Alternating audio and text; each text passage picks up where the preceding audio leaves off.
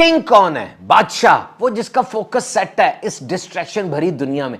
और रमजान रोजा फोकस को बिल्कुल एक्यूरेट कर देता है। फोकस किस पर है? अल्लाह की रिजा पर। क्यों नहीं खा रहे? मेरे अल्लाह ने मना फरमाया। रोजे में भूख प्यास मकसद नहीं है, जरिया है। मकसद बहुत बड़े बड़े हैं, जैसे पैसा मकसद नहीं है, जरिया है। और वो नादान जो पैसे को मकसद समझ लेता है, अरबों भी आ जाएगा ना, वो अंदर से खुश नहीं होगा।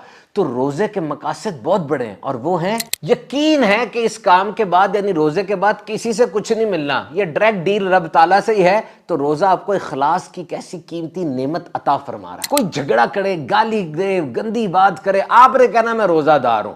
यानी ये लाइफस्टाइल इतना प्यारा है कि ये रमजान से सीखने और सारी जिंदगी को ये लेके चलेंगे ना, तो पूरा मुआशरा अमन का गहवारा बन जाएगा। रोजा आपके अंदर से छुपी हुई सलाहियतें बाहर ले आता है, आपको पता ही नहीं अपने बारे में। वो रोजा आपसे काम करवा लेता है। 11-12 घंटे भूखा रहना। रिवॉर्ड सिस्टम अपग्रेड हो गया है।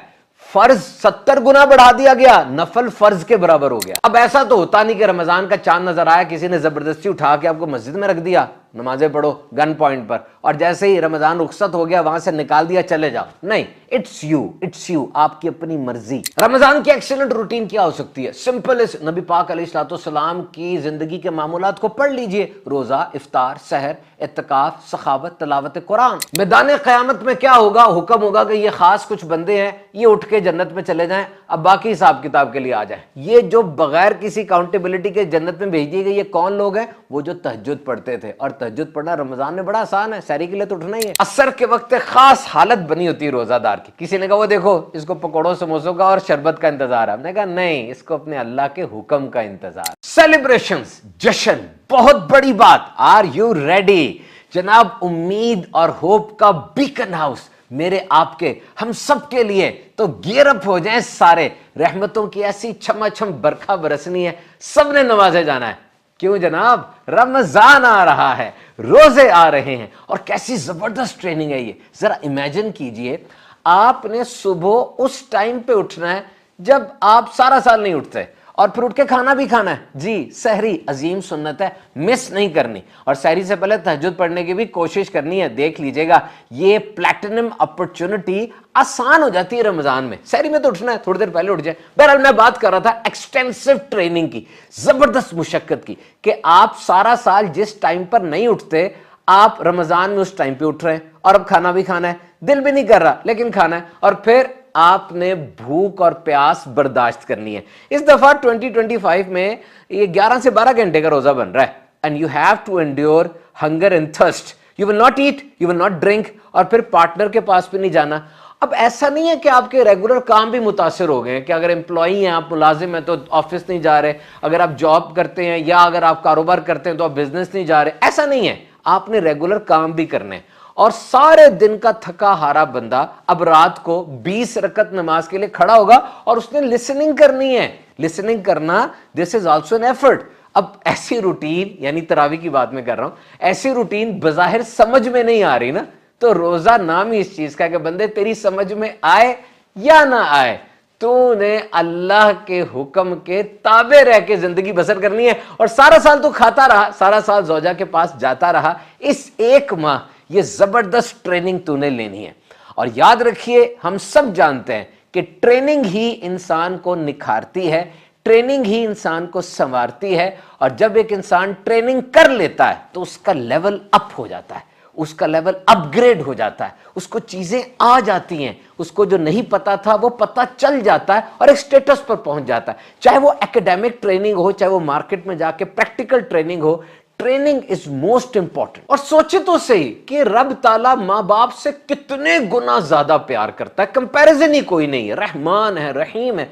आखिर वो क्यों चाहता है कि उसके बंदे, उसकी मखलूक जिनसे वो इतना प्यार करता है, खुद फरमाया कि ऐ मेरे बंदो, मुझसे दूर भाग के कहां जाते हो? तुम्हें को मुझसे बढ़कर आका मिल गया है। तुम अपने आप को देखो, कुछ नहीं था, आज तुम्हारी इतनी तकरीर है, और तुम खड़े भी नहीं हो सकते थे, आज सरो कामत तुम्हारी चाल है। और फिर जब तुम्हारे अंदर पूरी ताकत लगा के एक गिलास पानी मांगने की भी हिम्मत नहीं होगी, उस वक्त वो तुम्हें मौत देता है, तो उसका मौत देना भी तुम पे रहमत है। वो तो रहमत ही रहमत है। अब देखो, मौत के बाद भी ऐसा नहीं कुत्ते बिल्ली की तरह उठा के तूड़ी पे फेंक दे, बल्कि तुम्हें सजाते हैं और फिर लेकर जाते हैं, एक एहतमाम के साथ तुम्हें दफनाते हैं। ہر طرف اس کی رحمت موجے مار رہی ہے. تو کیوں ایسا ہے کہ رب تعالیٰ یہ چاہتا ہے کہ اس کے بندے بھوکے پیاسے رہے پورا 1 ماہ؟ اس کے پیچھے اتنے لاجکس ہیں، اتنے لاجکس ہیں. وہ روحانیت ہو، اسپرچویلٹی ہو، ہیلتھ ہو، انسانی زندگی کے ہر ڈائمینشن کے اندر اتنی زیادہ ترقی ہے کہ رمضان انسان کو ہر طرح سے سنوارتا ہے. اور یہ یاد رکھیے کہ ٹریننگ کا اصول یہ ہے کہ ٹریننگ بہترین ہوتی ہے، کسی بھی آرگنائزیشن کی ہو، کسی کالج یونیورسٹی تعلیمی ادارے میں ہو، یا بالفرض آرمی ٹریننگ ہے. کتنی زبردست ٹریننگ ہے، پیٹرن سیٹ ہوتا ہے اس کا. تو کوئی جائے اور پھر واپس آئے اور اس کی ذات میں انقلاب ہی نہ آئے. ٹریننگ میں پرابلم نہیں ہے، اس بندے میں پرابلم ہے کہ اس نے صحیح طریقے سے اٹینڈ نہیں کی، اس نے اٹینشن اور ریٹینشن اور صحیح طریقے سے اس نے اس چیز کو سمجھا نہیں. تو رمضان کے اندر واقعی اگر بندہ تمام پروٹوکولز کے ساتھ یہ مہینہ گزارے، یہ پاسبل ہی نہیں ہے کہ اس کی ذات میں انقلاب نہ آئے.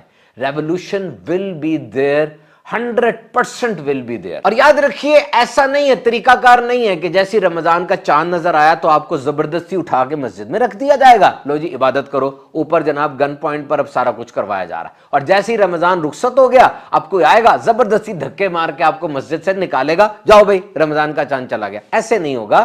طریقہ کار یہ ہے کہ آپ نے خود ایفرٹ کرنی ہے، خود ہلنا ہے. It's your own conviction. بلا شبہ ماحول بنا ہوتا ہے، شیطان بھی قید ہے. اوور آل جس مسجد میں فجر کی 1.5 صف ہوتی ہے وہ پوری مسجد کھچا کچ بھر جائے گی. لیکن ایسا بھی تو ہوتا ہے کہ بعض لوگ رمضان میں بھی ٹس سے مس نہیں ہوتے، بالکل نہیں ہلتے. اور کچھ ایسے بھی ہیں کہ شروع میں تو مسجد میں جا رہے ہیں، پھر آہستہ آہستہ مسجد جانا بھی بند، اور آہستہ آہستہ وہی پرانی روٹین. ظاہری بات ہے زندگی میں جو عادتیں بن چکی ہیں ان کو ایک دم سے تو نہیں توڑا جا سکتا. لیکن رمضان آپ کو ایک بہترین پلیٹ فارم ضرور دے رہا ہے کہ دیکھ بندے، مرنے سے پہلے تجھے ایک اور چانس مل رہا ہے، اپنے آپ کو سنوار لے، اپنے آپ کو ٹھیک کر لے. اور یہ طریقہ کار یہی ہے کہ at the end it's you. آپ نے اپنے فیصلے کیا کیے، آپ کے ڈیسیژنز یہ میٹر کرتے ہیں. تو رمضان المبارک کی آمد کے ساتھ ہی what we need to do, we need to adjust our mindset. This world is all about perceivance. آپ کسی چیز کے بارے میں کیا سوچ رہے ہیں، آپ کا اپنا ذہن کیا ہے، یہی اہم ترین سپر پاور ہے. اور یاد رکھیے میرے ذہن میں ایسے بہت سے لوگ آ رہے ہیں کہ رمضان پورا ان کا گزرا اور رمضان کے بعد ان کی لائف میں ریمارکیبل چینج آیا، ایسا چینج جو پھر پوری زندگی چلتا رہا. اور ایسے لوگ بھی ہیں جن کے لیے رمضان بس 1 مہینہ تھا، جیسے تمام مہینے تھے. جیسے ماحول بدلا اپنے آپ کو بدل لیا، پھر جیسے ہی ماحول دوبارہ بدلا پرانی روش پہ انہوں نے اپنے آپ کو دوبارہ بدل لیا.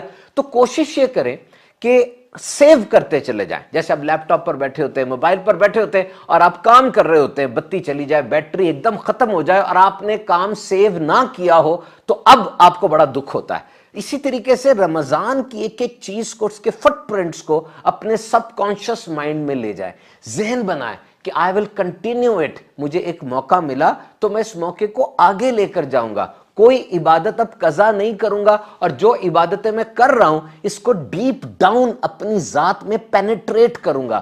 آپ کے یہ اعضاء، یہ ہاتھ، یہ پاؤں، یہ زبان، یہ آنکھیں، ان کو جو عادت آپ ڈالیں گے وہ عادت ڈل جائے گی. Ramzan is a very big platform. تو جناب یہ زندگی کو جو ٹریجڈی سٹوری ہم نے بنایا ہوا ہے کہ یہ بھی نہیں ہوا، وہ بھی نہیں ہوا، سب کچھ ہوا ہے، آپ نے کیا فائدہ اٹھایا یہ بڑا اہم ہے.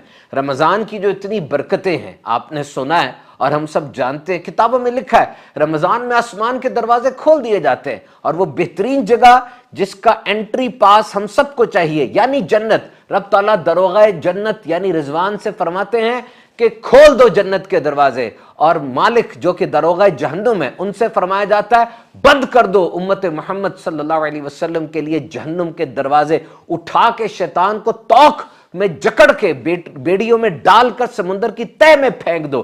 روزہ دار کی دعا پر عرش اٹھانے والے فرشتے آمین کہہ رہے ہیں، مچھلیاں تک استغفار کر رہی ہیں جناب. اور ایک نیکی ملٹی پلائی بائی 70، اور نفل از اکول ٹو فرض، رزق بڑھا دیا جاتا ہے. اور یہ جو افطار کا وقت ہے، 60,000 جہنمیوں کی بخشش اور روزانہ لاکھوں لاکھ گناہ گاروں کو جہنم سے آزادی، مغفرت کے پروانے مل رہے ہوتے ہیں. رمضان کی ہر رات میں ایک سجدہ 1500 سجدوں کے برابر، اور آخری جو عشرہ ہے اس میں لیلۃ القدر کی بشارت.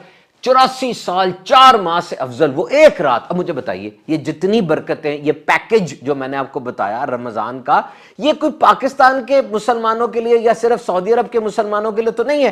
पूरी दुनिया में जितने मुसलमान हैं, बल्कि जो दुनिया से जा भी चुके हैं, सबको इन रहमतों से हिस्सा मिल रहा है। आपने कितना डोर नॉक किया, आपने कितनी झोली फैलाई, आपने खुद दुआ के लिए हाथ उठाए, आप खुद कयाम में खड़े हुए, आपकी तरफ से एफर्ट कितनी हुई, ये इंपॉर्टेंट करता है ना, आपका इनपुट कितना है। और बहुत सी ऐसी चीजें हैं जो सिर्फ रोजे से खास है, यानी रमजान के अंदर ही वो मिलेंगी, वो बेनिफिट सिर्फ फर्ज रोजे से ही खास है। तो जनाब, रमजान का चांद नजर आते साथ ही सबको नोटिस सर्व हो जाते हैं, सबको, सब बंदों को भी, फरिश्तों को भी और शैतान को भी नोटिस सर्व हो गया है। तो आपने इसका ख्याल रखना है। अब एक और बात बड़ी अहम है कि रमजान की बेहतरीन रूटीन क्या हो सकती है, what is the best routine of Ramzan. बहुत इजी आंसर है इसका। नबी पाक अलैहिस्सलाम, आप सल्लल्लाहु ताला अलैहि वसल्लम की हयात तैयबा को देखा जाए और बरकतें हासिल की जाएं। जैसे नबी पाक सल्लल्लाहु ताला अलैहि वसल्लम ने रमजान मुबारक के अंदर जो भी आपने काम सर अंजाम दिए, उन्हें पढ़ा जाए और उसको फॉलो किया जाए। तो नंबर 1 इज ऑब्वियस, रमजान के रोजे फर्ज हैं।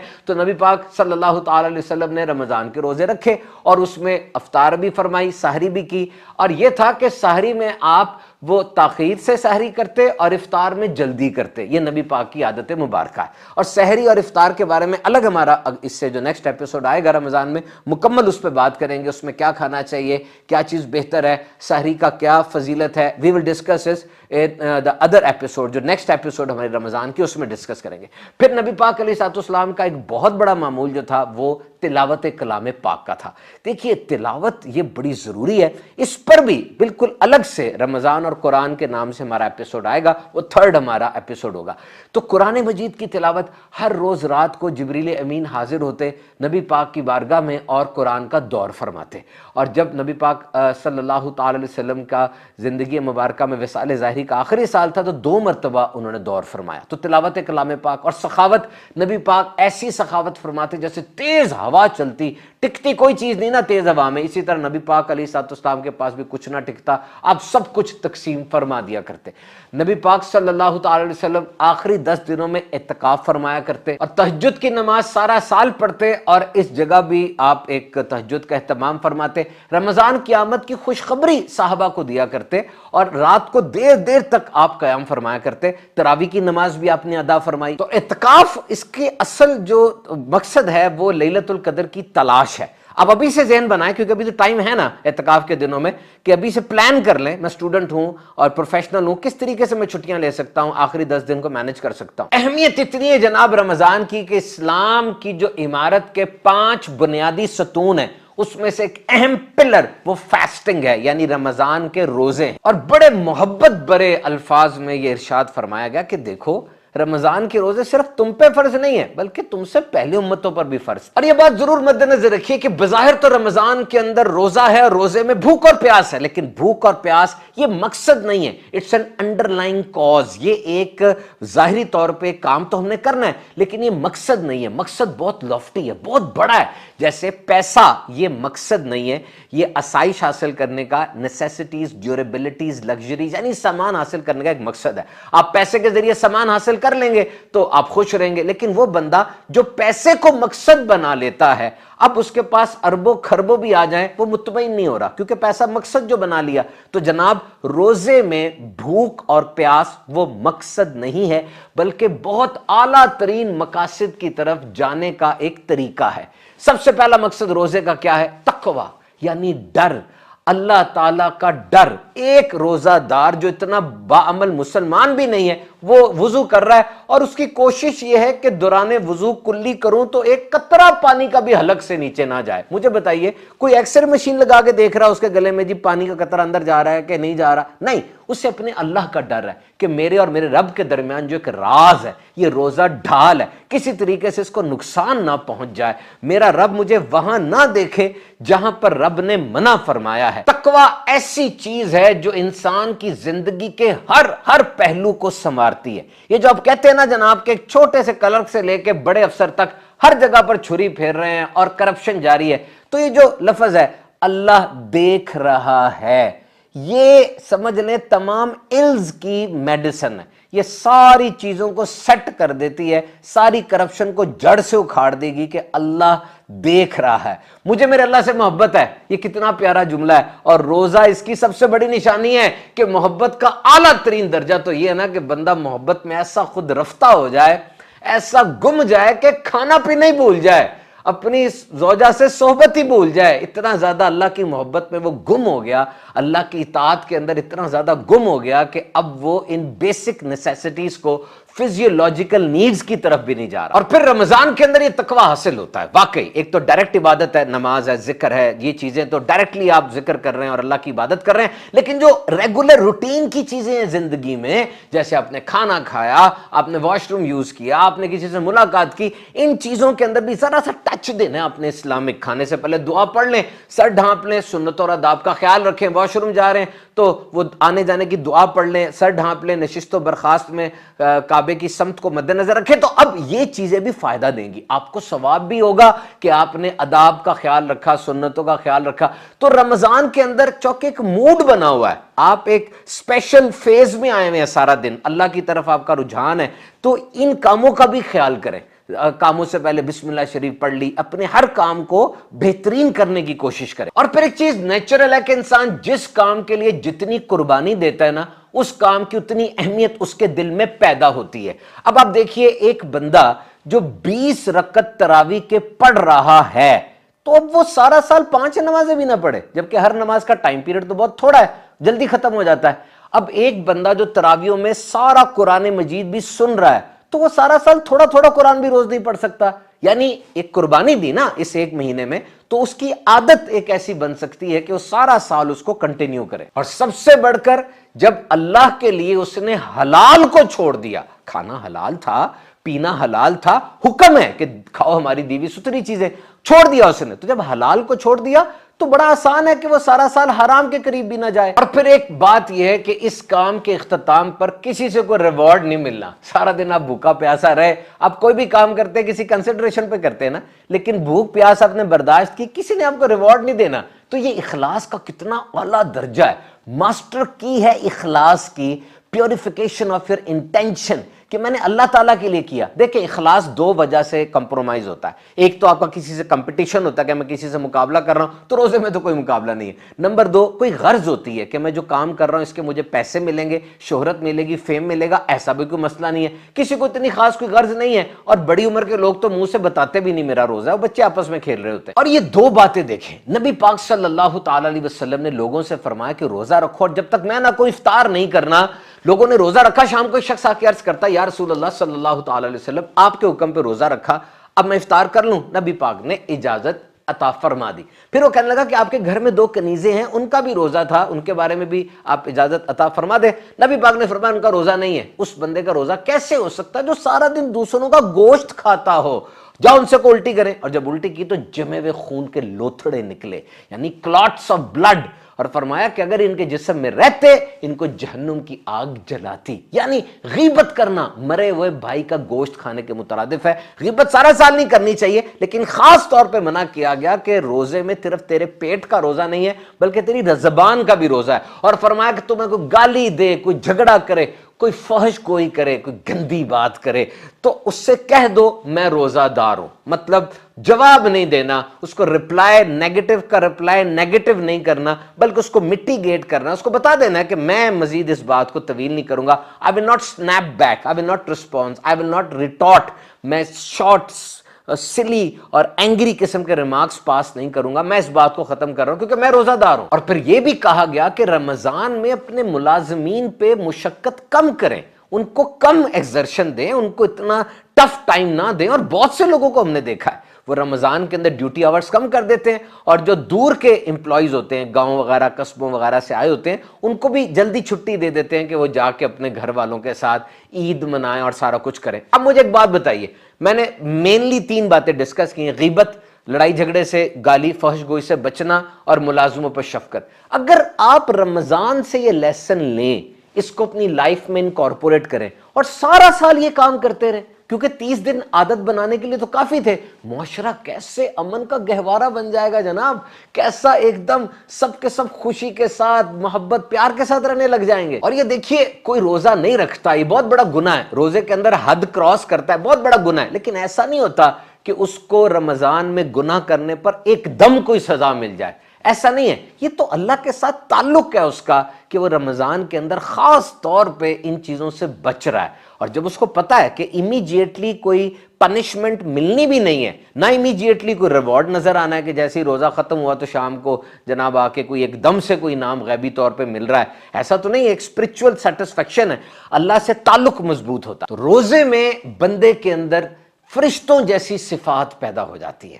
یعنی جب وہ جنسی خواہش سے دور ہو گیا, کھانا پینا اس نے نہیں کھایا, تو فرشتوں کی ایسا لائف سٹائل ہوتا ہے نا, تو روح کو ایک ترقی ملتی ہے. کسی نے کتنی پیاری بات کی کہ جسم وہ کھا کے خوش ہوتا ہے, جبکہ روح وہ روزہ رکھ کے اور بھوکا رہ کے خوش ہوتی ہے.